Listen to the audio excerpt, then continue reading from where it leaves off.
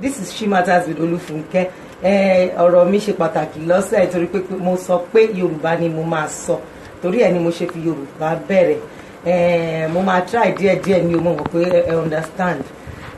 On behalf of the CEO of this station, Ìṣẹ̀lùmí Evangelist Yinka Joel Ayéfẹ́lẹ́, mo fẹ́ dúpẹ́ lọ́wọ́ gbogbo ẹ̀yin tẹ́ ń gbọ́ mi, ẹ̀yin fans mi, ẹ̀yin tó jẹ́ pé ìgbà míì tí bá tiẹ̀ débì kan wọ́n ní ẹ̀yin ni mo wá sọ fún prophet ọmọ mi mú ní ìtẹ̀wámọ̀ kò bóyá ẹṣẹ́ ìránṣẹ́ tí yín tàbí She Matters ní gbogbo èèyàn fi sọ fún kí Adétúbẹ̀rù mo dúpẹ́ lọ́wọ́ náà. Àánú ni mo rí gbà, orí ọ̀fẹ́ ńláńlá ni mo rí gbà. Bíbélì ní kò sí nǹkan téèyàn lè rí, kò sẹ́ni tó lè rí nǹkan gbà àfẹ́ntọ́ Ọlọ́run bá fún. Bàtẹ́mi àti ọmọ mi wòlíì sọ̀rọ̀ lánàá mo ní ẹni tí kòkó ẹ̀ bá yè lóró pó mọ́ ọ lọ, àánú la rí gbà, kò sí nǹkan kan tẹ́nì kankan jẹ́ níbì kan. Àparò kan ò já ga jù kan lọ, Jésù lebè tí gbogbo wa gùn. Orúkọ mi ni Olúfúnkẹ́ Adétúbẹ̀rù. Mo fẹ́ ká lọ yin Ọlọ́run lógo. Ṣẹ́rí mi ò mọ nǹkan mi ò, ọpẹ́ ni mo mọ àti yìn. Kò síbi téèyàn lè wọnú ayé, kò sí bí ìṣòro yẹn ṣe lè le tó. Tí wọ́n bá mọ̀ láti máa yin Ọlọ́run, kò ní ní blood pressure, kò ní ní migraine ọ̀yọ́ grade, èmi ń pe migraine, kò ní ní wàhálà nítorí pé kí ni ó mọ̀ wípé tí ìyìn bá lè mú Lázárù òkú ọjọ́ mélòó kan kúrò nínú kòtò, kò sí nǹkan tí yín ò lè ṣe. Let's go and give God the praise. Ẹ jẹ́ ká lọ yin Ọlọ́run ló ń padà bọ̀.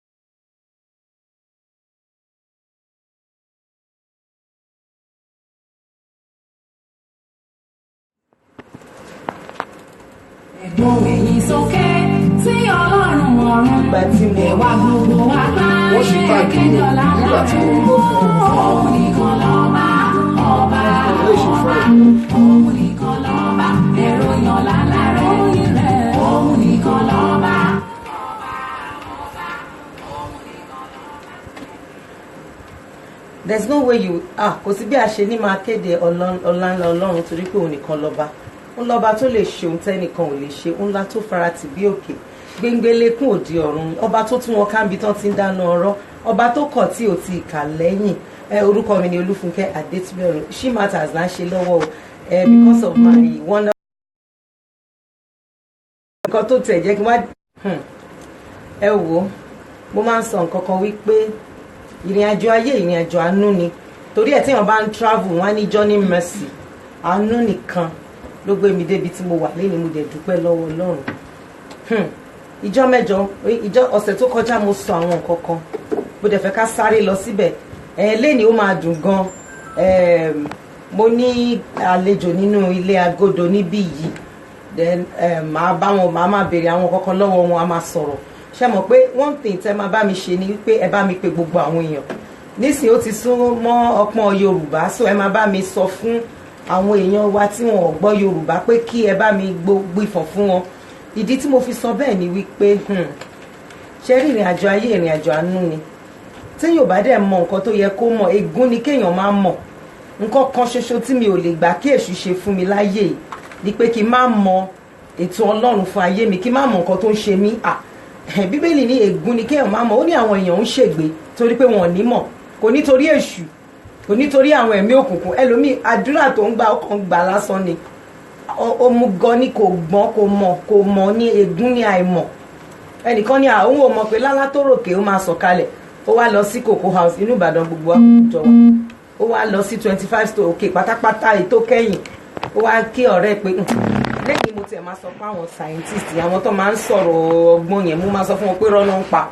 Ó wá bọ́ sórí òkè tó ga jù sókè lọ. Ó wá yọjú ní lẹ́ni máa sọ fún wọn pé kò sí nǹkan tó wà lókè tó ń lọ́lẹ̀. ó wá jábọ́ Fresh FM freshly pressed náà máa sáré gbé CNN. Ègún ni kéèyàn má mọ nǹkan tó ń ṣe. Mo gbàgbọ́ pé tí Ọlọ́run bá ń dán mi wò ó wà òkè. Bíbélì ní púpọ̀ ní ìpọ́njú olódodo, kì í ṣe pé kí àìmọ̀ tàbí ègún máa dán mi wò, mi ìfẹ́ yẹn. Olódodo máa ń wà láì ìpọ́njú, Ọlọ́run máa ń dán olódodo wò. Ó ní púpọ̀ ní ìpọ́njú olódodo, kì í ṣe ìpọ́njú ẹlẹ́ṣẹ̀. Torí ẹlòmíì tó bá ti ń là kọ̀ọ̀kan jábọ̀ àwọn máa conclude pé ó ti dẹ́ṣẹ̀, ó ti ṣe, ó ti mọ̀. Kò mọ̀ pé mo sọ níjọ́ kan ní ìjẹjọ́, mo ní Ọlọ́run ló kọ ìwé ayé wa, bí tó bá fi wá sí nínú fíìmù náà la máa act nínú àwọn fíìmù yẹn. Ṣùgbọ́n mo fẹ́ mọ̀ wípé Ọlọ́run ló ń dán mi wò, kì í ṣe pé ṣùn fìyà jẹ mí. Téṣù bá fìyà jẹ mí bì kan, a máa wọ ṣòkòtò kan náà ní mi nígbà fún. Èmi ò ní dákẹ́, Olúwa náà ò ní sinmi. Fúnkẹ́ ò ní dákẹ́, Olúwa náà ò ní sinmi. Àdúrà ni máa gbà, àdúrà ni máa gbà, ayé mi yóò fi gún régé. Èmi ò ní dákẹ́ o. Tó bá yọ Ọlọ́run á sọ fún mi pé ọmọ dákẹ́, èmi mo wà ń di ẹ̀, èmi mo di ayé ẹ̀, èmi mo ń mí papọ̀. Ṣùgbọ́n kò gbọdọ̀ jésù. Èṣù gan mọ̀ pé mo kórìíra wọn, mo kórìíra ẹ̀ pẹ̀lú gbogbo nǹkan tó wà lẹ́mìí mi ni mo fi kórìíra èṣù. Torí ìkà ni ó le ní. Jòhánù orí 10 ẹsẹ̀ 10 ó ní ó lè wá láti bí kò ṣe láti pa àti láti parun. Ṣùgbọ́n Jésù lòun wá sáyé sódà pé ká lè ní ìyè. Bíbélì wa sọ nǹkan kan, ó ní Ọlọ́run ti fún wa ní ohun gbogbo. Kò sí nǹkan tí ò fún wa ń bí ohun gbogbo. That pertain to life, tó ní ṣe pẹ̀lú ìyè àti ìgbésí ayé mímọ́, gbogbo ẹ̀ láti ní. So nǹkan kí nǹkan tó bá ń là kọjá, ọ̀nà wà, ọ̀nà àbáyọ wà. Mo sáré fẹ́ lọ sínú ìgbésí ayé ẹnìkan, mo sọ kankan ní ìjẹjọ, mo ní kò sí obìnrin kankan nu Bíbélì tí mo lè jowú. Bí mo ṣe ń bá yín sọ̀rọ̀ yìí, kò sí obìnrin kankan tí mo fẹ́ jowú ẹ̀. Èkíní, wọn lẹ́mìí mímọ́, mo lẹ́mìí mímọ́. Èkejì, wọn ò rí Bíbélì kà nígbà tí wọn o. Kò sí John, kò sí Ruth, kò sí Esther, kò sí Hannah, kò sí Deborah, kò sí gbogbo àwọn obìnrin yẹn wọn kò rí kà. Wọn orí ọ̀fẹ́ Ọlọ́run tó wà lákòókò yẹn ó jẹ́ kán ja ogun ayé wọn, kán bọ́ sí ilẹ̀ ìlérí. Èmi wá ń kọ́, mo ní Bíbélì, mo lẹ́mìí mímọ́, mo lè lọ sáré báyọ̀ kan, mo lè text èèyàn kan pé mo rí mi fẹ́ dàrú, ẹ ràn mí lọ́wọ́, mo lè bọ́ sórí internet, mo ní opportunity láti lè lo àlùyọ tí ìbá lálùyọ. So tí máa ń sọ̀rọ̀ nípa obìnrin kankan nínú Bíbélì, mo kàn ń sọ nítorí pé ká má ṣàláì ní reference ni pé ká má rẹni tí a máa bá sọ nípa ẹ̀, ṣùgbọ́n kì í ṣe lẹ́nu nínú owú. Mo wá rò wípé tí àwọn obìnrin yẹn o, She Matters láwa pẹ̀lú Olúfúnkẹ́ Adétúbẹ̀rù ní your one and only darling station Fresh FM 105.9 the city of Ibadan. Mo wá rò wípé nígbà tí gbogbo àwọn yẹn tán ní Bíbélì, wọn ò ka Bíbélì, wọn ò kó Bíbélì ìjọba ṣe kójọ yìí, wọ́n lè lo àlùyọ. Ẹ gbọ́, èmi tí mo wá lè ka Bíbélì láti Genesis the Revelation, tí mo lè jókòó kí n máa ronú àròjinlẹ̀, mo lè jókòó sórí chapter kan fún oṣù 6, mo ti jókòó sórí verse Bible kan rí fún oṣù 3. Ìyẹn mo ṣáà ń jẹ, mò ń jẹ nígbà tó yá ọ̀rọ̀ yẹn gan ó dàbí ìgbà tí wọ́n bá mu jẹ gálíìkì ni. Ẹ̀kọ́ tí wọ́n bá jẹ gálíìkì gbogbo ara èèyàn ló máa rò, ó ti di ara mi. Torí pé kí ni ibi tí mò ń lọ ni mo rántí ìjọ́ kan, jẹ́ kí sáré sọ ìtàn ayé mi díẹ̀ fún yín. Ìjọ́ kan mo fẹ́, gbogbo ẹ ti sú mi. Mo mọ̀ wípé ọkọ mi bá mi bí iṣẹ́ ìránṣẹ́ ni, kì í mi ṣe yáyàdì. Mo wá rí pé ìrìn àjò yìí ebi ti fẹ́ lùyàn pa àbíbò wa ni. Mo wá lọ gbàdúrà 40 days. Mo wá bẹ̀rẹ̀ ìrìn àjò yẹn 30 ìgbà tó pé 30 ọjọ́. Ẹ̀mí mi wá sọ fún mi pé mo kàn kúrò ní, ó ti rẹ̀ mí o, torí everyday mo ń gbàdúrà ni, ó ti rẹ̀ mí. Mo ní Holy Spirit wá sọ pé kí n Ìbàdàn náà mo gbé, àdúgbò wa ò tiẹ̀ jìnnà sápá bí ń gbà yẹn bí Fresh FM. Mo ní Holy Spirit wá ní pé kí n lọ sí Cocoa House kẹ̀dẹ̀rẹ̀ 25 story building ní 25 story building. Mo drive lọ síbẹ̀, ìgbà yẹn mọ́tò wa ládà tí ní o, engine ládà. Torí ẹlòmíì á rò pé èèyàn déédéé gùn ló kọrun. Ìgbà yẹn engine ládà, body Toyota. Mo bá tún kúrò ńbẹ̀, mo bá tún lọ, wọ́n bá tún ní kí n máa lọ sí Broken House, ilé onígíláàsì tó wà ní Ìbàdàn náà ni. Mo tún kúrò ní méjèèjì, mo tún padà síbi àdúrà. Ọlọ́run wá sọ fún mi pé ṣé foundation kan náà làwọn méjèèjì ní? Mo ní rárá. Wọ́n níbi tó bó bá ṣe fẹ́ ga sí ni kó ṣe máa wọlé lọ sí. Yorùbá òyìnbó tó ṣe bá mi sọ ni pé a depth in God will give you a height in life. If you are not deep in God, you cannot have life in life. Ayé yìí ò fẹ́ ká gbé òun, ẹ gbàgbé ẹ̀. Ṣé rí gbogbo ẹ̀yin obìnrin tẹ́ ń gbọ́ mi lénìí, èṣù kórìíra ẹ̀. Ibi kan tẹ́mi mọ́ bá sọ ni mo lè máa yà síbi tí mo yà sí ń jẹjọ. Torí ẹ̀mí mímọ́ ni resident pastor wa, òun ló dẹ̀ ń tọ́ wa. Jẹ́jẹ́ mi mo máa ń jókòó mi bí mo ṣe wà. ẹnìkan tó bá mi wá jẹjọ ní àmọ́ mi ṣe ń wo ìwé ni mo ní ìwé lọ́nlọ́n ṣe rí bẹ́ẹ̀ obìnrin ṣe jẹ́ yìí èṣù ò fẹ́ ká gbé ayé yìí o ẹ gbàgbé ẹ̀ èṣù kórìíra obìnrin torí pé kí ni Ọlọ́run fúnra rẹ̀ ló dájà yẹn sílẹ̀ ó ní èso obìnrin yìí ó ló máa pa èṣù. The seed of the woman will bruise the head of the devil. The devil hates you, forget it. Má rò pé gbogbo obìnrin tó bá ń gbọ́ mi tó bá rò pé ṣù fẹ́ràn ẹ̀ ó fẹ́ ba yí ẹ̀jẹ̀ ó fẹ́ ẹ wò obìnrin pọ̀ láàárọ̀ òjò ọkùnrin lọ kí ló fà á ti gbé sórí. Mo máa sọ fẹ́yìn obìnrin pé tí wàhálà bá dé don't head it. Wèrè lolúwẹ̀ kó tó rẹ̀ bá ti head rẹ̀ torí bá ti dàrú ló bá parí. Ẹ wò yóò sọ kò sọ Ọlọ́run má fi wèrè ìdányàn wò. Don't chest it má fàyà gbé high blood pressure ni. Walk over it. Kò sí nǹkan tó le tí ò ní rọ̀. Orúkọ mi ni Olúfúnkẹ́ Adétúbẹ̀rù. This is She Matters with Olúfúnkẹ́. Ṣé wá rí òmùkọ ẹjẹ́ tún yà síbi tí ẹ̀mí mọ́ fẹ́ kí n yà sí? Ṣé rí láìfù rúùtù tí mo fẹ́ sọ̀rọ̀ yìí? Ìyá ọkọ ẹ̀ ló kúrò ẹ̀wọ̀ ẹjẹ́ sáré sọ fẹ́yìn fámìlì ẹ̀ mọ̀ pé ibi tí heart mi wà nìyẹn. Ẹ̀yin òbí àti ìyá àti bàbá tẹ̀ ń gbọ́ mi ẹ máa ìpinnu tẹ́ máa ṣe ẹjẹ́ máa rò dáadáa. Your decision determines your destiny. O fẹ́ fún àwọn ọmọ ẹlẹ́sìn, o fẹ́ kúrò nílé ọkọ. Níbo ló ń lọ pẹ̀lú ọmọ 4, ọmọ 5, ọmọ 2, ọmọ 1? Màmá mi ló máa ń sọ pé téèyàn bá tọwọ́ láti dìlà. Kí ló ń bá kiri? Jókòó síbẹ̀. Mi ní kàn pa ẹ́ síbẹ̀ nǹkan tí mò ń sọ kọ́ yẹn. A woman is a winner. We are warriors. A máa ń jà ìjà obìnrin ò ń ṣe tẹnu orí orúnkún ni. Ìjọ́ kan mo ṣe ìpàdé kan mo wá bẹ̀rẹ̀ sí ní make some. Mo ń sọ àwọn ọ̀rọ̀ kan tó le. Nígbà tá a ṣe tán àwọn èèyàn pè mí pé ìyá bí èpè mo ní mi ṣe pé kí ni mi ní mi ṣe pé mo ń sòótọ́ ọ̀rọ̀ ni ẹnikẹ́ni listen to me tóbìnrin ò bá mọ̀ láti jà ẹ wo Elimelech ní Ruth chapter 1 ó kúrò ní house of bread ní Bethlehem means the house of bread ó wá kó gbogbo àwọn ẹbí ẹ̀ ó kó yàwó nígbà tí bàbá ẹ̀ máa ní èmẹ̀ ó sọ ní ọba ni Yahweh is king mo sọ ń jẹjọ náà ẹ̀mí wọn tún fẹ́ kí n sọ ni ó wá tún sọ ó fẹ́ yàwó ó jẹ́ Pleasant Naomi ìgbà tó máa bí àkọ́bí ẹ̀ ó pè ní sickly ó pè kejì ní wasting away ó bímọ 2 ó pè wọ́n sickly ó pè wọ́n ó tún wá kúrò nílé búrẹ́dì ó tún wá lọ sí ilẹ̀ Moab ẹ̀yin náà mọ̀ tún mọ̀ yẹn ìyàwó ò dẹ̀ lè sọ pé my dear kó tiẹ̀ kúnlẹ̀ kó bẹ̀ lóru kó fàwẹ̀ tí pé my dear jọ ó sì máa da decision determines everything ìgbọ́ tí bàbá ẹ̀ ní èmẹ̀ ní Yahweh is king ó wá ń sọmọ ẹ̀ torí pé orí pé wọ́n sick listen to me every parent hearing me today ẹ máa gbọ́ mi dáadáa kì í ṣe nǹkan téèyàn bá rí láyé ọmọ ni kéèyàn máa sọ ìran tí a wà yìí ni ìran we are the generation tó máa ń sọ nǹkan tá a bá fẹ́ we call the things that are not as if though they were we are not people that will just be saying what we see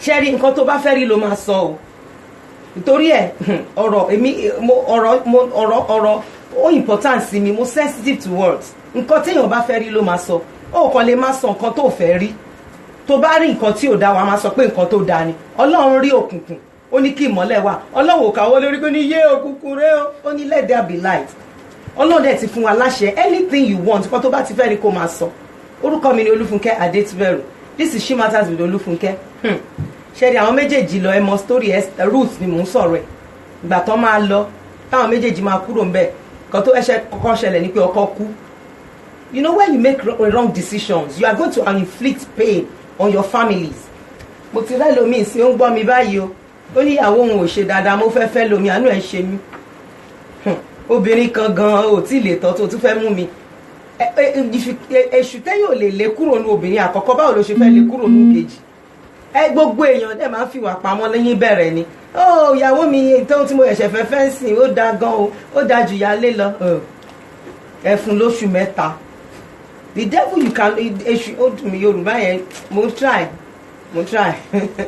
èṣù tẹ́yìn ò lè yanjú nínú ìtò òfẹ́ tẹ́lẹ̀ Yorùbá gan tí ò ka Bíbélì wọ́n ní ẹ tí òun bá gbélé ọkọ 2 àbí 3 láwàmọ̀ ètò dájú ó mìgbọ́n sọ fún ẹ pé eléyìí fìwà pamọ́ ni ó náà máa ṣó ìwà ẹ̀ gbogbo àwọn tó ti fẹ́ yàwó 4 5 wọ́n ń gbọ́ mi báyìí wọ́n dẹ̀ mọ̀ wípé wàhálà làwọn kóra wọn sí nígbà tí ìṣàṣọ nígbà tẹ́ ẹ̀ ṣe Solomon ó níyàwó 300 ó ní àlè 700 ó wá ní 1000 mother-in-law àmì wàhálà well like mo ṣe máa sọ iṣẹ́ ìránṣẹ́ ara iṣẹ́ ìránṣẹ́ ti tèmi ni pé àwọn tó bá ní ìṣòro ìbálòpọ̀ Ọlọ́run ràn mí lọ́wọ́ láti jẹ́ kán bọ́ ń bẹ̀ àrùn ọpọlọ ni oníyàwó kan ó wá ń sùn kiri ó sùn pẹ̀lú ajá ó tún pé rẹ̀ ń pásọ̀ gbogbo ọmọ ọjọ́ ló ti bá sùn tán imagine àrùn ọpọlọ ni o tó tọ́ I'm a sexual addiction therapist iṣẹ́ tí mò ń ṣe nìyẹn àrùn ọpọlọ ni orúkọ mi ni Olúfúnkẹ́ Adétúbẹ̀rù mo ṣe sọ fún wa pé mo lálejò nílé Agodo mo máa pè wọ́n ibi tó bá ti ń sọ̀rọ̀ wọn màá tún máa ju àwọn ọ̀rọ̀ mi sí then a sì tún máa pè a máa fi àyè sílẹ̀ fún àwa tá a bá fẹ́ pé àwọn èèyàn tẹ̀ tí ń pè iṣẹ́ àti ready láti pè thank you so much for listening I'll be right back mi ní pẹ́ padà lẹ́yìn orin kékeré. Savior is a woman, woman is a woman. Good day, ma. Woman. A savior is a woman. Yeah. Wrong target mi o from internet wọ́n bá mi ìgbà tí mo Kí ló ṣẹlẹ̀? ọ̀tọ̀ lórí tó wà bẹ́ẹ̀ tọ́pẹ́ àlàbí. Ta ló tàgẹ̀? I don't know mo lọ bí ẹ̀tọ́ ní kò tó ń lè fún mi. Bóyá wọ́n fi máa mú list wa kán tó bẹ̀rẹ̀ program. Láti inú oyún títí dọmọ. Ọ̀gbọ́. Mọ́mí Màá sọ fún ọ. mọ́mí Ẹ máa ṣe list. Ẹ máa ṣe music list yín wá. So that before the show, wọ́n á ti pre-listen àwọn orin yẹn. now call people mọ́mí ẹ máa jó call people to our Fresh FM call them to watch you live. mi gbọ́ ọkọ̀ tẹ̀ sọ. ẹ pè wọ́n kọ́ watch yín live níbí ìgbà Fresh FM. mo wá rí i pé ó ga òkú àti mo rò ìgbà tí mo rò ó àánú tí mo rí gbà mo rí pé ó ga mo rí pé ó ga mo rí pé ó ga bàbá ìgbà tí mo rò ó àánú tí mo rí gbà mo rí pé ó ga mo rí pé ó ga mo rí pé ó ga púpọ̀ ìgbà tí mo rò ó oore ọ̀fẹ́ tí mo rí gbà mo rí pé ó ga mo rí pé ó ga mo rí pé ó ga bàbá ìgbà tí mo rò ó.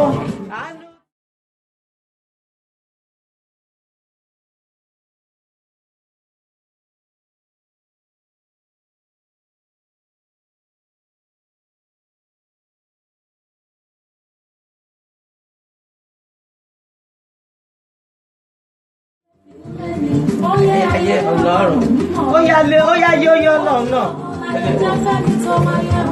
ṣeré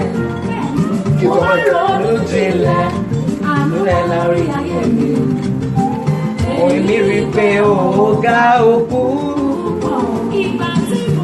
ìgbà tí mo rò ó rẹ̀ láyé mi mo rí pé ó ga mo rí pé ó ga mo rí pé ó ga lórí ilé mi lórí àwọn ọmọ mi lórí ọkọ mi inú rẹ̀ láyé mi mo rí pé ó ga mo rí pé ó ga mo rí pé ó ga púpọ̀ ìgbà tí mo rò ó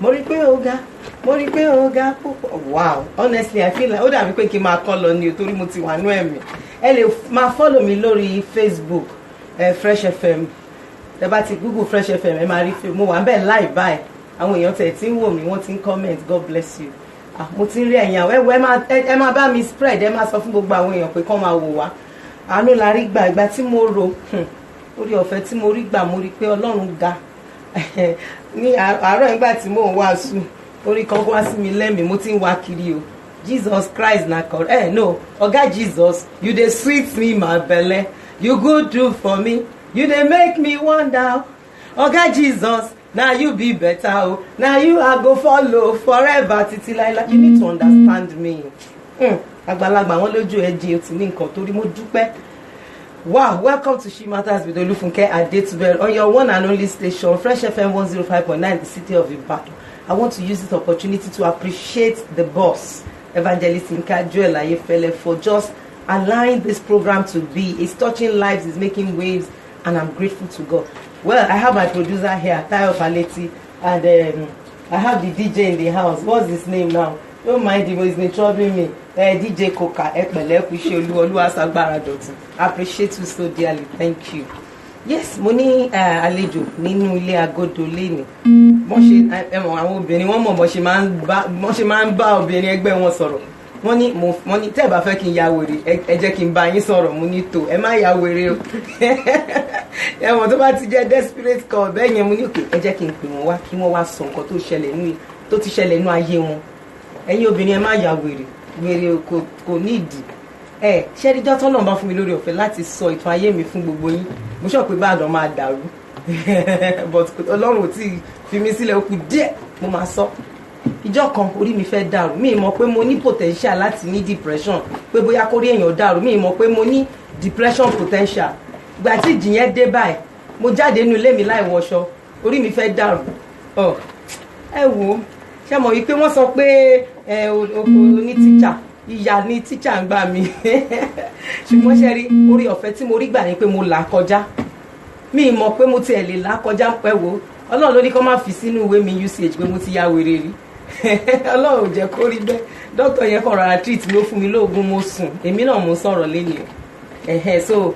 ẹ ti mìírí ẹ rí pé àṣepàdé ìyá ni kò jẹ́ ká mẹ́ntí ò jìyà rárá torí wọ́n tún mí kanlẹ̀ wọ́n ti wò pé ṣé òótọ́ ni òótọ́ orí afẹ́fẹ́ mo ti sọ gbogbo ayé ló ń gbọ́ mi so kẹ́ lè mọ̀ wípé kò ń ṣẹ̀yìn nìkan wọ́n ní tọ́lọ́run bá fẹ́ gbé síbi gíga ló máa ń la ogun kọjá mo fẹ́ sọ fún àwọn èèyàn léni pé gbogbo ìjì yẹn ó ń ṣọmọ olóòkú bẹ́ẹ̀ ni wọ́n ní símọ́ ìyá ẹ̀ àti bàbá ẹ̀ gbàgbé ẹ̀ wàá là kọjá ìwọ náà ló tún máa jẹ́rìí ságbára ọlọ́mọ rántí nínú ìjì mi ìránṣẹ́ ọlọ́run kan tó yẹ pé mo respect sí dọ́là Apostle Achudume Abẹ́òkúta náà wọ́n wá bá mi lọ́fíìsì wọ́n ní mama don't let them write your autobiography màá tún sọ Yorùbá let them write your biography ẹ̀ là kọjá nǹkan tó ń sọ fún mi nìyẹn pẹ̀lú omijé burúkú kékeré kan ni mo ti pè wọ́n láìpẹ́ mú ní ẹ ṣé apostle you are my apostle gbogbo ayé ló ń gbọ́ wọ́n ní mama ẹ má jẹ́ kán sọ ìtàn ayé yín bẹ́ẹ̀ ṣe gbégbé ayé yín tẹ́ ti kú ẹ jẹ́ káwọn ọmọ yín sọ ìtàn ayé yín bó ṣe dára fún yín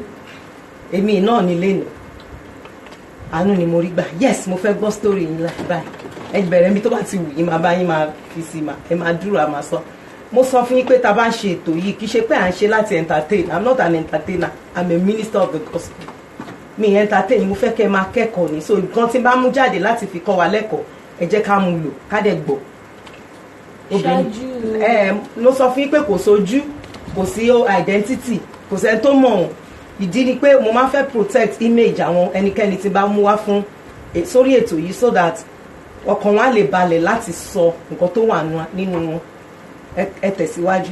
ṣáájú ohun gbogbo mo dúpẹ́ lọ́wọ́ ọlọ́run ayérayé ọba àwọn ọba olúwa àwọn olúwa ọlọ́run tó pọ̀ nípa àti agbára ẹnì kẹrin nínú iná ìléru ọlọ́run tó gbà mí mo dúpẹ́ lọ́wọ́ ọlọ́run torí pé ó fi àkókò ìsílẹ̀ láti mú kí n jẹ ẹni tó lè sọ nípa ìtàn ayé ara mi.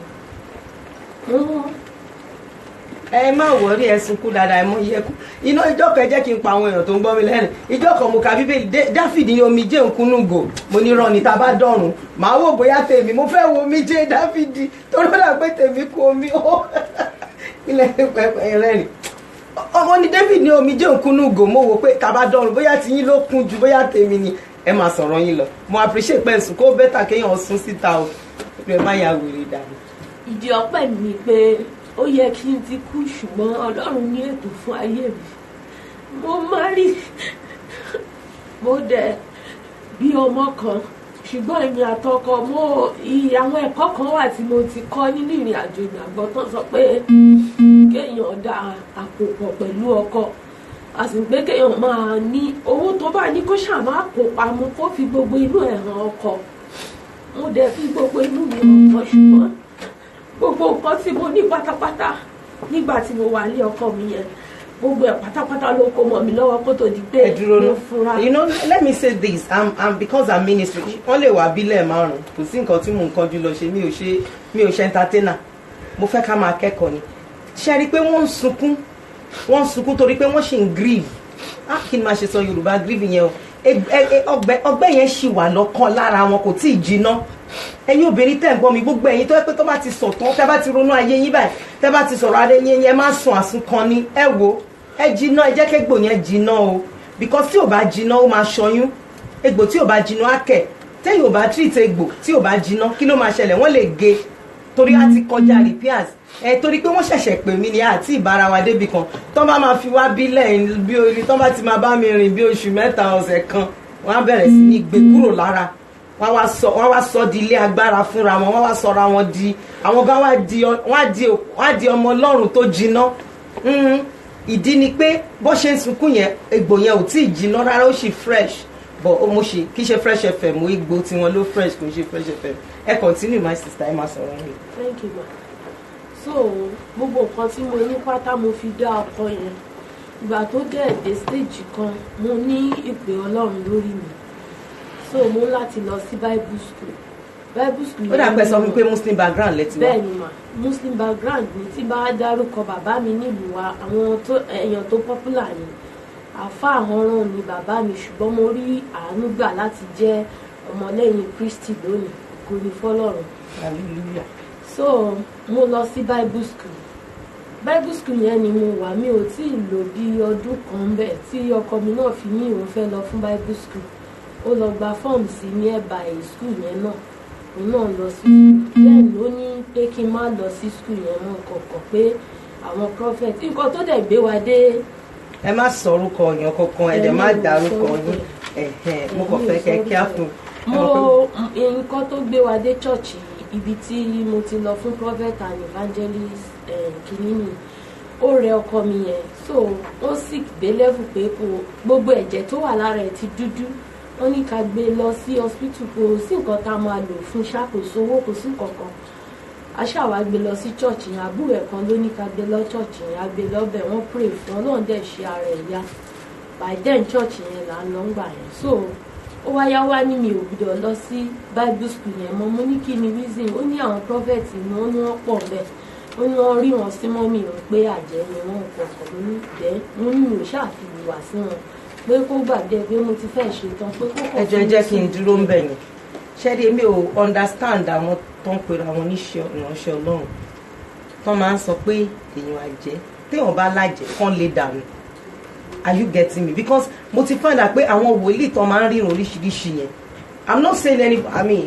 deliverance ministry mo ti bẹ̀rẹ̀ iṣẹ́ ìránṣẹ́ mi Dr. Ebene mi ni mentor mi níbàdàn yìí náà ni kì í ṣe pé mi understand demonology ṣùgbọ́n nǹkan tí mo sọ ni pé tọ́lọ́ bá fi ràn ẹnìkan pè mí wọ́n máa gbọ́ mi báyìí pé àwọn lálàá pé àwọn ní ìran kan pé èèyàn kan fẹ́ kú àbí nǹkan kan fẹ́ ṣẹlẹ̀ ń dilé wọn pé ṣé káwọn sọ fún wọn mo yẹ má sọ fún ẹ gbàdúrà ìdí tí Ọlọ́run fi máa ń fi àṣírí hàn yàn ni pé kéèyàn fi gbàdúrà nígbà tó Ọlọ́run fẹ́ pa Sódómù àti Gòmórà kí ló ṣẹlẹ̀ ó sọ fún Abraham ò pé Lot kò sọ fún ṣùgbọ́n ó stand in the gap ó dúró láàrin èèyàn méjì èèyàn kan èèyàn mẹ́wàá tó fi lẹ̀ lálùyọ débi pé ó gba ayé Lot àtàwọn ìran ẹ̀ so ẹ̀yin tẹ́ ń gbọ́ mi lẹ́yìn ẹ má jẹ́ ká máa fi prophecy àti àsọtẹ́lẹ̀ ká fi máa dá lérú o ẹ jẹ́ ká ṣọ́ra torí pé kí ni àìmọye èèyàn tó ti sọnù tí ìrìn àjò ayé ẹ̀ ti bàjẹ́ nítorí pé kí ni ẹnì kọ́kọ́ sọ àsọtẹ́lẹ̀ kan ṣá nípa ìdílé àbí ó lè ẹlòmíì tẹ̀ ní ó lè sọ pé mo ti rọ́kùnrin kan tí wòlíì sọ fún pé ìyàwó ẹ̀ ló ń ṣe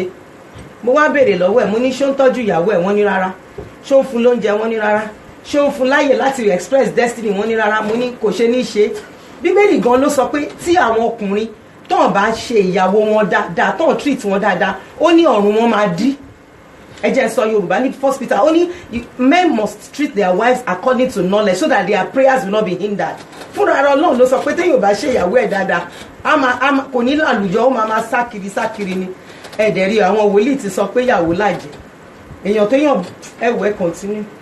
so ìgbà tí ó wá bẹ̀rẹ̀ sí complain pé wọ́n sọ pé màmá ń lájẹ mo ní mi ò ṣàfihàn wá sí màmá yẹn pé kó gbàgbé ẹ̀ mo ṣá continue lọ sí school yẹn ìgbà tó máa tó stage kan ló bá bẹ̀rẹ̀ sí nà mí ló ní mi ò tí ì lóyún lé ọmọ mi mo dẹ̀ bí ọmọ kan gbà yẹn ó ní mi ò lóyún lé ọmọ yẹn pé mo lọ sí Bible school mo ní à pé Ọlọ́run ló ń ṣe ọmọ pé oyún tó dúró lára mi last ó bàjẹ́ mi kọ̀ọ̀kan pé ó jẹ́ ká máa gbàdúrà Ọlọ́run á ṣe mí so mi ò mọ̀ pé àwọn ọmọ mi wọ́n tún ti níbì kan tó lọ bọ́ mo wá ṣọ́ọ̀pù mi lọ́jọ́ kan ẹnìkan kàn wá ṣiṣẹ́ lọ́dọ̀ mi tó níṣẹ́ ọwọ́ ni mí ẹni yẹn wá ṣiṣẹ́ lọ́wọ́ mi ó wá ń júwe ọkọ mi pé òun máa rí níbì kan pé ṣé wọ́n ti gbàgbé ni nílé lágbájá báyìí kankan so ẹni yẹn ló jẹ́ kí n mọ̀ pé ìyá ọkọ mi àti ọkọ mi wọ́n ti lọ sílé bàbá Fúlàní kan wọ́n ti lọ ń ṣògùn something like that so gbà tó wá yá mo wá ṣàdítẹ́tì pé wọ́n ti fẹ́ ìyàwó fún ọkọ mi yẹn.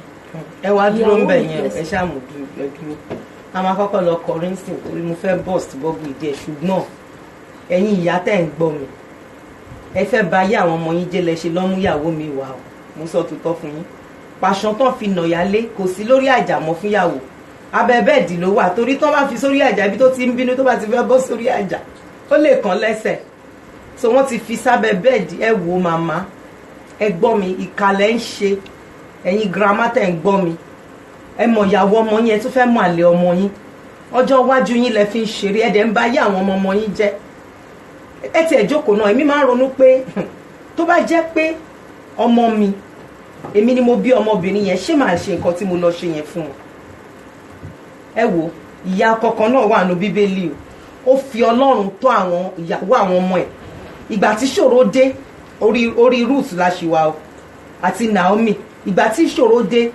ó ṣàánú àwọn ọmọ ẹ̀ ẹ jẹ́ ká máa ṣàánú àwọn ìyàwó àwọn ọmọ wa thank God èmi náà lọ́mọkùnrin tó ti níyàwó ọmọ mi ni wọ́n ọmọ mi gbogbo wọn mo ti pinnu iye ọmọ tí mo bí àwọn ọkọ wọn àti ìyàwó wọn ọmọ mi ni gbogbo wọn téèyàn bá rí ìyá ọkọ ẹ̀ bí ọmọ ẹ̀ àmì ìyàwó ọmọ ẹ̀ bí ọmọ ẹ̀ ọkọ ẹ̀ máa balẹ̀ ẹ̀yin ṣera yín ni ẹ̀ tí mọ̀ torí kó ra crate ẹyin méjì wá fún yín sìn àbò fún yín ló ń jẹ ẹ wá jẹ tó ti ń jẹ tó ti jẹ dòdò tí ò lè ṣòdodo mọ́ ṣé yẹn wá dà nínú ilé ìta ń sọ yìí nísìnyí ọmọ yẹn tí bá mi ti fẹ́ kọjá mi fẹ́ ṣáájú ẹlẹ́ẹ̀dẹ́ ibi tí ayé ọmọkùnrin yẹn wà lẹ́yìn sí kò bọ́ sí ṣẹ́rí mo máa ń sọ kankan fẹ́yìn obìnrin pé kẹ́ gbọ́ mi ẹ̀yin especially ẹ̀yin grandma ẹ̀yin ìyá ẹ má jẹ́ ká ṣe ìyá àyà ẹ mọ nǹkan tí Naomi sọ fáwọn ìyàwó àwọn ọmọ ẹ̀ méjèèjì ó ní ẹ̀yin ọmọ mi ẹ padà mo ti wá láti ilẹ̀ ìkún mò ń lọ lófo kò sí nǹkan kan mọ́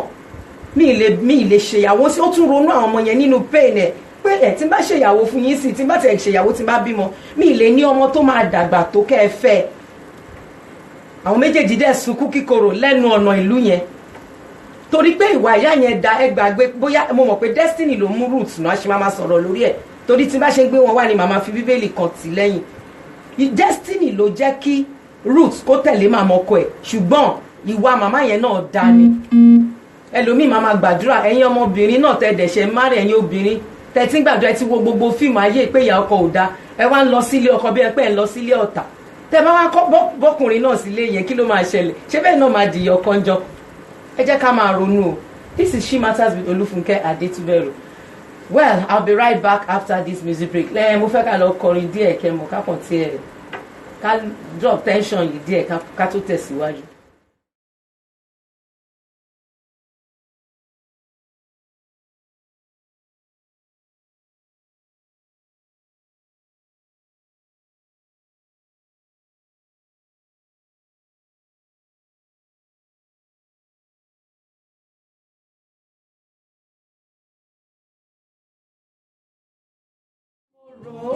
Iṣẹ́ rẹ̀ láyé mi mo rí pé ó ga mo rí pé ó ga mo rí pé ó ga bàbá ìgbà tí mo rò ó àánú rẹ̀ lórí mi mo rí pé ó ga mo rí pé ó ga mo rí pé ó ga púpọ̀ ìgbà tí mo rò ó.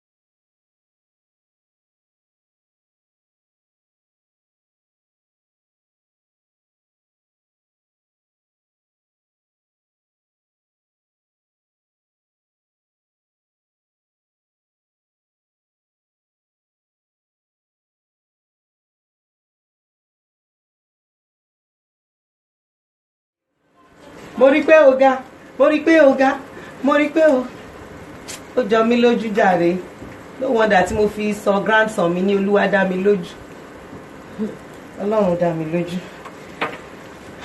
arábìnrin yìí wọ́n sọ ìtàn wọn ó deep ṣùgbọ́n à ń tẹnumọ́ díẹ̀díẹ̀ láìpẹ́ in the next 4 minutes mo máa gbé àwọn ìpè now ìpè tí mo fẹ́ mi ìfẹ́ kẹ́ tí advice wọn torí ẹ̀ mọ̀ bí tá à ń lọ mo fẹ́ kẹ́ ẹ pè mí ẹ̀yin tó jẹ́ pé àbóyá ìyá ọkọ yín ti ṣe àwọn nǹkan kan sí yín mo fẹ́ gbọ́ experience yín pẹ̀lú wọn àbí tó jẹ́ pé ẹ̀yin gan báyìí ẹ̀ ń ronúpìwàdà pé ìyá ọkọ mi ò kì í ṣàjẹ́ ìyá ọkọ mi ìyá gidi ni mo máa kọ́ wa bá ṣe lè handle àwọn ìyá ọkọ wa agent tó tọkàn fún yín ẹnìkan pè mí ó pè mí sórí program ó wá sọ fún mi pé gbà táwọn ṣe ìyàwó ṣé rí àìmọ̀ ní some of these things o gbogbo pé ẹ ti wá màmá ìyá ọkọ yín ẹ mọ̀ ìtorí pé wọn kọ́ wa bá ṣe lè ṣègbéyàwó wọn kàn máa fún wa ní ìwé ìgbéyàwó ni kò sẹ́ tó ń kọ́yàn bó ṣe ń gbégbé ilé ọkọ àbí gbé ilé ìyàwó kò jẹ́ ká mọ̀ gbogbo bẹ́ẹ̀ ṣe notice àwọn kankan yẹn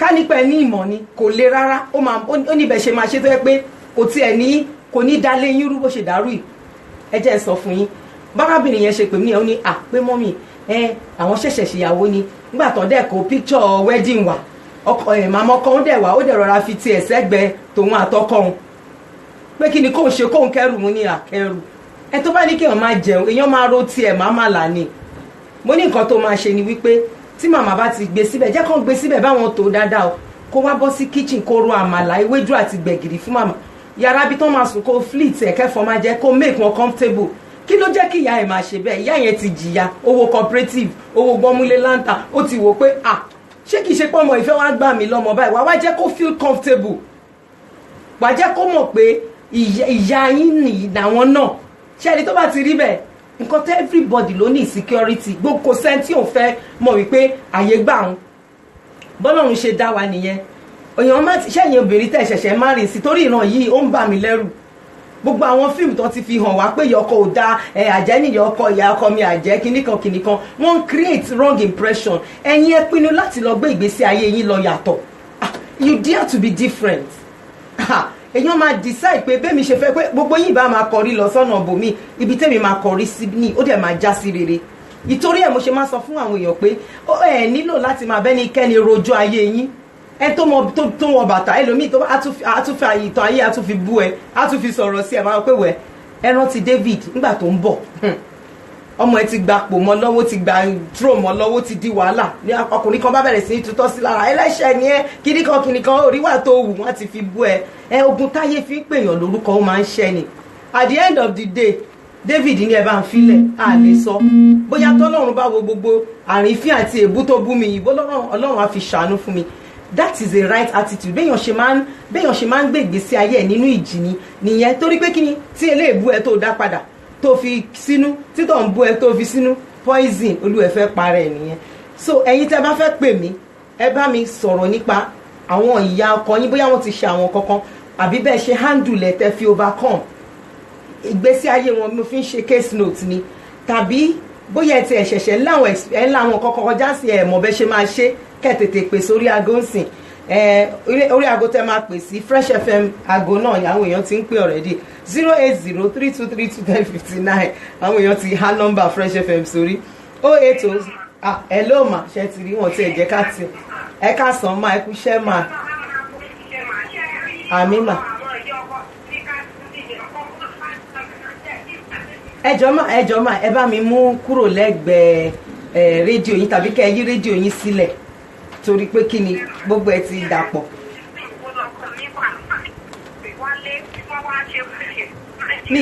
mi gbọ́ dáadáa o. tí wọ́n jẹ́ tì mí nígbà yẹn bàbá ọkọ náà mi àbúrò ọkọ fọ́ mi létí kárí ọ̀rọ̀ wọn nígbà míì ó máa ń tojú súyàn ọmọ àwọn ọmọ ìyẹn ọtọ lágbára ọmọ àdúrà yẹn. ẹ ṣé mà ṣe rí ẹ jẹ́ kí n sọ kankan fún wa ṣe rí Yorùbá ní amúkùn ẹwọ ó lókè lẹ́wọ̀ ẹwọ lẹ́wọ̀ ṣe rí àwọn tó bá ní ìṣòro nílé ọkọ àwọn gan ní ìṣòro nílé ibi tán ti ń bọ̀ iṣẹ́ tèmi ti ń ṣe láti bí 15-16 years nìyẹn o at least ó ti wọ 16 years báyìí tí mo ti tó ti ń yé mi pé àwọn ẹrù tẹ́lòmíì ń rúbọ lé ọkọ ó ga ju cocoa house lọ ẹlòmíì sìmẹ́ǹtì tírélà 10 ló wà láyé ẹ̀ tó ń rúbọ tí ọkọ bá ti wá láti ilé Yorùbá ní ilé olórogún ọgbà wèrè ni ọmọ ẹni tó bá wá láti ilé olórogún lásán báyìí wàhálà ni ẹrù burúkú ló ń rúbọ ẹlòmíì àní àṣẹ mo ti gba Jésù ẹ̀ṣà rẹ̀ tí mo mú wá ń jọ yẹn ńgbà tá a máa fi sọ̀rọ̀ tán mi tún fẹ́ lọ sórí yẹn torí àkókò yes ẹ jẹ́ ká gbé ìpè lò ẹjọ́ tẹ́ bá ti ń pè wẹ́ bá wa kúrò lẹ́gbẹ̀ẹ́ rédíò yín ẹjọ́ sà yes sà hello sà hello mo ń gbọ́ yín dáadáa sà yes sà ẹ ṣé sà mo ń gbọ́ yín sà yes sà hello mo ń gbọ́ yín mo dẹ̀ gbọ́ wọn mi dẹ̀ fẹ́ ká miss call hello sà mo ń gbọ́ yín ṣùgbọ́n tẹ́ bá ti ń pè wẹ́ máa bá wa move kúrò lẹ́gbẹ̀ẹ́ rédíò yín ẹ̀wọ̀n àlọ́gbọ̀gbọ̀ hello ma. ẹjọ́ ta ló ń sọ̀rọ̀ ń bulẹ̀ dẹ̀ tí ń sọ̀rọ̀. Ọ̀yọ́ ni mo ti sọ̀rọ̀ orúkọ mi nìyí. ok sir. ṣàyẹ̀ kò tó. yes sir. Ọlọ́run máa fún ìjọ. àmín àmín. Ọlọ́run rẹ̀ jẹ́ kí lè yín náà dàrú. àmín àmín ẹ ṣé. èyí tó bá ti ní ìjẹ́ńtọ́ Ọlọ́run àtàkùnjẹ kíákíá lórúkọ Jésù. àmín mo dúpẹ́ ẹ ṣé. ṣé rí ìtọ́jú àyẹ̀wò ṣe pàtàkì pọ̀ jù. ṣùgbọ́n àìgbé ìtòbẹ́ náà àwọn obìnrin náà ni wọ́n máa pè ìyẹn tó tẹ̀ pọ́lá pọ̀ jù. bẹ́ẹ̀ni. olú tí ọ̀pọ̀lọpọ̀ ti ń là kọjá nínú ilé ọkọ wọn. bẹ́ẹ̀ni. ohun tí mo rí ní orí ọ̀fẹ́ ni pé pàṣẹ Ọlọ́run gbóyè kalẹ̀ fún ètò ìdòtọ́. ẹ ṣeun sà. fún ìpèníjà tàbí àtúnṣe lórí ọ̀rọ̀ ìjọba àtẹ̀lẹ̀ níbi ìdílé. bẹ́ẹ̀ni sà. ọ̀sẹ̀ yìí náà ti tún wá ẹtí tó wá tó parí àwọn ọ̀rọ̀ kan ṣé rí ọ̀pọ̀lọpọ̀ ní gba ti àwọn ìyá ọkọ àbí. bẹ́ẹ̀ni sà. ṣé rí ọ̀pọ̀lọpọ̀ àwọn ìyá ọkọ míì náà wà tó kọjá kí ìdílé wá pé àti wọn máa ń ní ọkàn wípé káwọn fi ìgbà burúkú. bẹ́ẹ̀ni ìyàwó wọn bẹ́ẹ̀ni bẹ́ẹ̀ni. tí ò lórí pé ń tẹ́tọ́ wípé lẹ́rọ̀pẹ́ omi ti wà náà àwọn ìyá ọkọ yẹn pé bóyá ìtorí ìṣòro tí wọ́n ti là tí wọ́n ti ìyá tí wọ́n ti jẹ́ lórí ọmọ wọ́n wá lọ́kàn pé àwọn sáà gbọ́dọ̀ sáà gbìyànjú pé sáà fọmọ mi débi tó ṣe kí ló máa ń ṣẹlẹ̀ pẹ̀lú bẹ́ẹ̀ and then àwọn ọmọbìnrin tí wọ́n bẹ nísinsìnyí gan àwa ni wọ́n bá gbogbo rẹ̀ jẹ́ wọ́n bá jẹ́ o wọ́n wá di ogun dìbọn di àdá. wọ́n ń di lọlé ọkọ ni. tí mo bá fojú kan yẹn ọkọ mi báyìí tí mo ṣe fún òun ní àtúntò ẹ̀kọ́ àgbélọ̀ òun èdè òye kórìí and then ìwà tó fi wá máa wù tó wá fẹ́ ilé tó fi sẹ́yìn náà tí òye ọkọ gan bá ń fojú bó ṣe ń wù pẹ̀lú ọkọ gan afárá máa ta tó ìmọ̀ inú mi dùn pẹ̀lú ìmọ̀ tẹ̀ fún ọ̀pọ̀lọpọ̀ àwọn obìnrin kọ́ lọ́n jẹ́ kí gbogbo wa àtọ́bìnrin àtọkùnrin náà kọ́ lọ́n jẹ́ ká lè gbòòrò kọ́ lọ́n jẹ́ kó wúlò fún ìdílé oníkálukú wa ẹ ṣé sà ẹ ṣeun sà thank you sà ẹ jẹ́ kí n sáré sọ fún àwa ọkùnrin ṣé ẹ rí Yorùbá ní bónígbà bá ṣe pé gbẹ́ẹ̀ náà ṣe máa bá a pè ṣé ẹ rí mo dúpẹ́ lọ́wọ́ náà fọkọ mi bí mo ṣe délé ọkọ báyìí lọ́kọ mi ti protect mi pé iṣẹ́ ìránṣẹ́ ló ń ṣe woman of God ni wọ́n protect mi dáadáa ṣé ẹ rí ọkọ mi máa ń sọ nǹkan kan tí mo rí pé ọgbọ́n ni wọ́n máa ń sọ pé tí ẹ bá ṣẹ̀ṣẹ̀ ṣèyàwó tí ẹ̀yin àtìyàwó yín tẹ bá ṣì ń jà tẹ́ ẹ̀ tí ì gbó at least ahọ́n àtẹnu wọn ṣàǹgéra wọn jẹ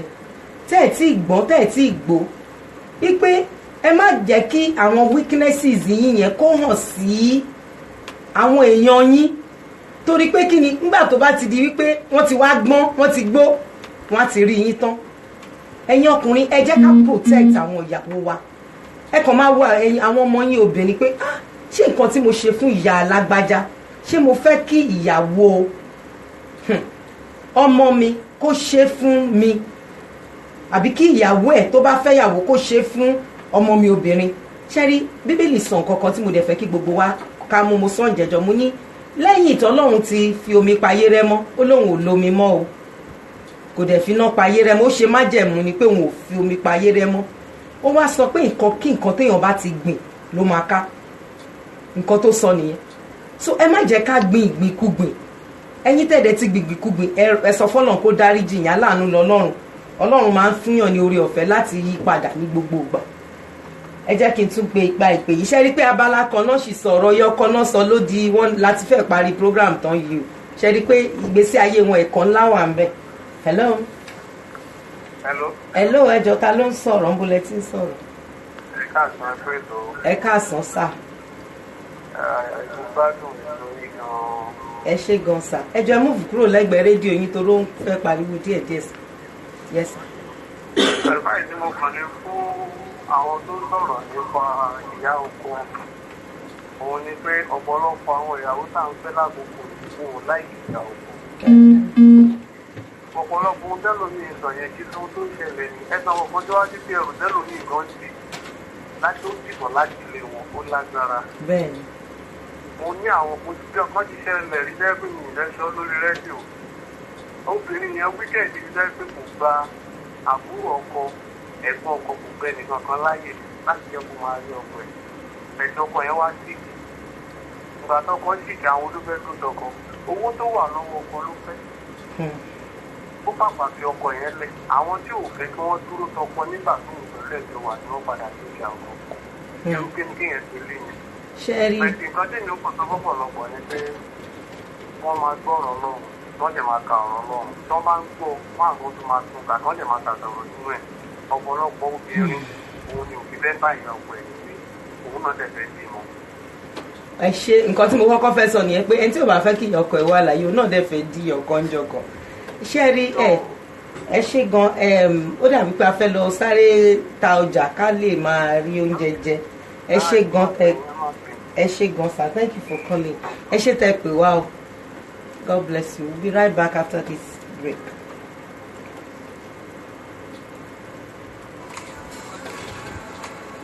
Many homes are going through the agony of childlessness, with the problem of infertility fast becoming a major plague around the world. The desire of every couple is to become parents within the first year of married life. Many couples have this dream fulfilled. There are quite a number of others who do not. On the 30th of July 2017, fertility experts as well as others will be telling you all you need to know about fertility and infertility. At this first Fresh FM fertility seminar, the doctors will also be sharing what possible solutions or intervention you and your spouse might need to actually conceive and take delivery of your bouncing baby boys and girls. This seminar will be holding on Sunday the 30th of July 2017 at the Music House, Fresh FM, Ibadan. Time is 2 p.m. prompt. Please call Ayo on 0810-0688-859 now for registration, as limited seats are available. This event is powered by Fresh FM, Ibadan.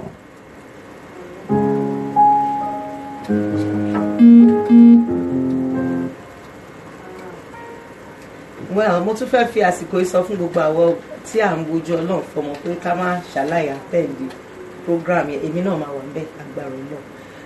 Ìdí ńlá tí mo fi àwọn ọ̀rọ̀ kan wà tí arákùnrin tán pè wá last year sọ tó jìnnà ṣẹ́ni tó wá pé ẹ̀ ń gbọ́ mi ẹ fẹ́ béèrè àwọn ìbéèrè kan láì tí jẹ́ pé bóyá a ti parí ètò àbí ẹ lè get wa ẹ fi àwọn ìbéèrè yín sórí Facebook wa She Matters with Olúfúnkẹ́ àti Fresh FM 105.9 FM Ìbàdàn or She Matters okay Fresh FM Ìbàdàn nìyẹn o okay ìyẹn Facebook ti Fresh FM ni mo ní kẹ́ ti gbó yẹn then ẹ máa wá wo Olúfúnkẹ́ Adétúbẹ̀rù ní orí tó bá jẹ́ pé orí tèmi náà lẹ́ ń wò dà pé méjèèjì ni à ń ṣe lọ́wọ́ ń sìn ṣẹ́rí àwọn ọ̀rọ̀ wípé èèyàn ọkọ sick ìyàwó lọ àbówó ló fẹ́ yẹn ṣẹ́rí ọ̀rọ̀ ọkọ àti ìyàwó dàbí ọjà òkùnkùn ni ṣẹ́rí ẹni tó ti kọ́kọ́ conclude sí pé owó ló fẹ́ yẹn wò there are 7 stages ìpele 7 ló wà nínú ìgbéyàwó tá a bá ní ìṣòro ìpele àkọ́kọ́ ni honeymoon mo love ẹ o fẹ́ràn ẹ o dáa o like ẹ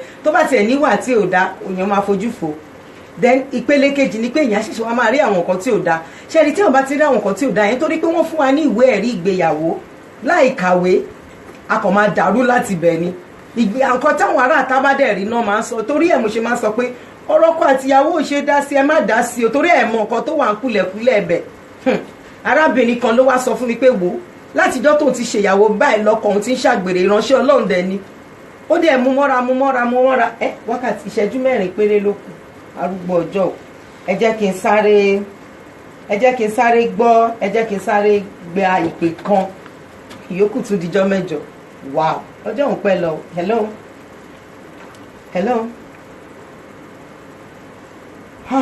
hello láì ti kúnlẹ̀ hello ẹ máa ká sọ ìjọba mi move kúrò ní ara rédíò yín ká lè gbọ́ yín dáadáa. mo ti pa rédíò yẹn Okay, sir. After the parade.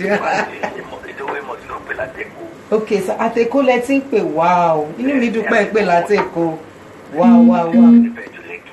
Ẹ ṣé She Matters with Olúfúnkẹ́ la wà lórí àgbà. Yes, the program here is a very nice program. Thank you, sir. Very interesting pàtàkì jù.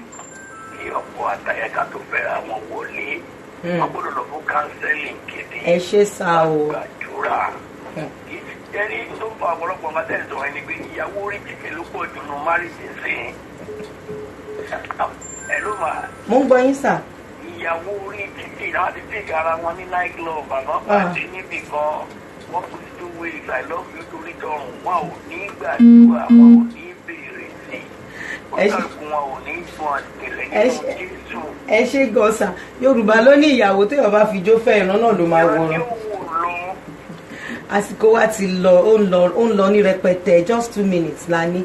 Well, tẹ́ bá fẹ́ pè mí sórí aago ti tèmi ẹ má pè pẹ̀lú tẹ̀ tí fi sí flight mode náà.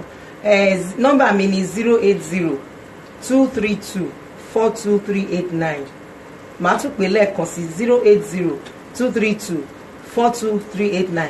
DJ Coca ẹ ṣé gan léni o, ẹ ṣé mi dáadáa léni, mo appreciate yín. On behalf of the CEO of this wonderful station, Evangelist Nkajuela Ifele, Tayo Faleti, my amiable producer, I want to say thank you. Ẹ wo ẹ bá mi kàn sọ̀rọ̀ kan kíkíní nípa nǹkan tí ẹ kàn. láti fi ìgbẹ́kẹ̀lé ẹ̀ sínú Jésù. Ẹ jọ̀ọ́ dúró, ẹ jẹ́ kí n sáré gba ìpè kan yìí. Hello. Carrie, mommy, Carrie is so interesting. I'm so happy. Thank you, ma. Carrie, mama, she was a very lovely woman. Ó ní mò ń sọ àwọn kan wà. Wow. She was my mother. Sherry. Bí màmá yẹn bá ti wà láyé sí Mo ń sọ ṣé mà. Bẹ́ẹ̀ni, ṣùgbọ́n sábà ti di Ọlọ́run. Ó sì ní ìgbàgbọ́ nínú Jésù Kristi. Nígbà gbogbo ìkọ́kọ́ ti fún ọkọ mi lójú ní bí agbára Ọlọ́run. Ó máa já. Sùúrù ni. Gbogbo ẹ̀ máa já. Ẹ ló wà fẹ́ta wọn. Ó wà fẹ́ta èmi gan-an. Láti ní Jésù Kristi wà ní ọkọ̀ tó ṣe. Wow. After now, this will make a big clear. Ẹ wo ẹ má tẹ ọkọ yín ẹ má tẹ jẹ́ kọkùnrin kankan fọ ọwọ́ kọyìn èyàn lè wá aṣọ kí wọ́n ti ẹ padà wá keep ara yín. Godliness is profitable. Tí Mary tó bá. Mo wá dúpẹ́ lọ́wọ́ Olúwa tó ń fi àwọn ọmọ ìṣẹ́. Ẹ ṣe rí ó ṣe máa ń rí nìyẹn. Torí pé kí ni ti next disappointment to the father. Nítorí ẹ̀jẹ̀ ló máa ń bá owó tí yóò fi sí àwọn ọkùnrin yẹn náà. Ẹ jẹ́rìí mi.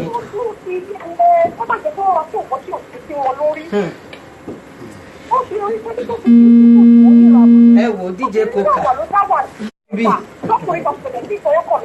ẹ ṣe inú mi dùn pé ẹ jẹ́ kí ọkùnrin kankan fọwọ́ kàn yín. Ẹ má jẹ́ kí ọkùnrin kankan fọwọ́ kàn yín o. Kí náà ń wá kiri kò possible.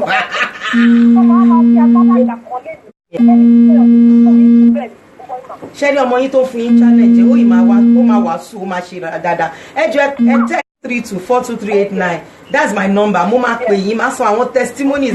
Àkọ́bí mi ó ń ṣe iṣẹ́ ìránṣẹ́ lọ́wọ́ báyìí. There are over 2000 níbi tó ti ṣiṣẹ́ ìránṣẹ́. Ẹ gbàgbé ẹ̀ téèyàn bá tọwọ́ là ó máa tìdí la. Ọlọ́run tó ṣe ti Olúwagbémiga Adétúbẹ̀rù ó máa ṣe ti yín fún yín.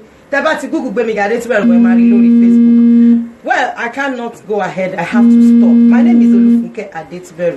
Guest mi sọ nǹkan kan lọ́kìn tó máa sọ̀rọ̀ lẹ́ẹ̀kan. Mo sọ pé àwọn obìnrin tó wà nílé kọ́ di òpó Ọlọ́run. Gbogbo ìṣòro téèyàn bá ní láyé Ọlọ́run ló lè ṣẹ́gun. Wòlíì ò lè ṣẹ́gun. Ọkọ wa ò lè ṣẹ́gun fún wa. Ìyá àti bàbá wa gan-an lè ja ogun. Wọ́n ní sílẹ̀ onídùn ọ̀la lè kóró ṣùgbọ́n ọ̀rẹ́ yìí fẹ́ wá. Ẹ ṣé gan-an. Please send me a text on 080-232-42389. I'll see you next week. I'm coming with English next week. I'm Mama Yimoni. God bless you. I'll see you at the top.